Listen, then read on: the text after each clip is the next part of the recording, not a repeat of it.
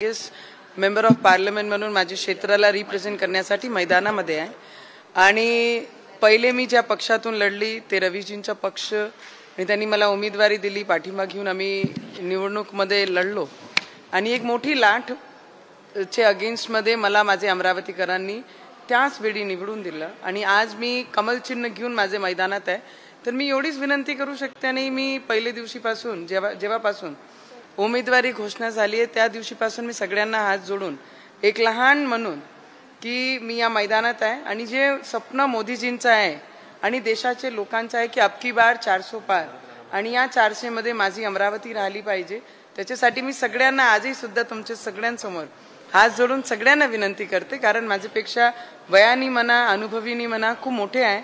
सगळ्यांनी एका मंचावर येऊन आपण हे इलेक्शन लढलो पाहिजे आणि जे स्वप्न आमच्या अमरावतीकरांचं आहे की पहिल्यांदा फुल कमळ हा अमरावतीमध्ये बॅलेटवर येईन आणि ते वो खिलेगा, त्याच्यासाठी आपण सगळ्यांनी एकत्रित बसून काम केलं पाहिजे विकासासाठी। बच्चू कडू यांनी देखील त्यांचा उमेदवार आज जाहीर केलेला आहे। 2 आमदार आहेत तुमच्या मतदारसंघामध्ये, त्यांचे तुमच्यावर नाराजी आहे, त्याबद्दल काय सांगाल?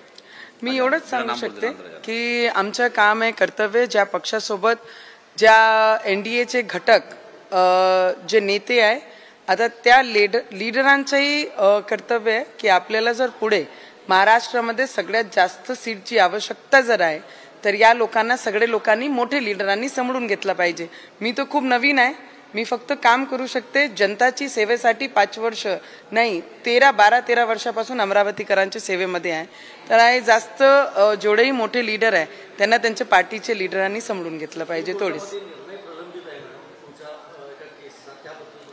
मी एवढंच म्हणू शकते की कोर्टामध्ये जेवढेही केस असतात त्याच्याबद्दल मी पत्रकार परिषदेमध्ये बोलली पाहिजे हा माझ्यासाठी आणि as a member of parliament जेव्हा मी लॉ बनवतो की एखादा केस न्यायालयामध्ये जर पेंडिंग असेल त्याच्यावर कोणीही भाष्य नाही केलं पाहिजे। मी नाही, या देशामध्ये राहणारा कोणताही व्यक्तीने त्याच्यावर एकही शब्द बोलले नाही पाहिजे जोपर्यंत निर्णय येत नाही।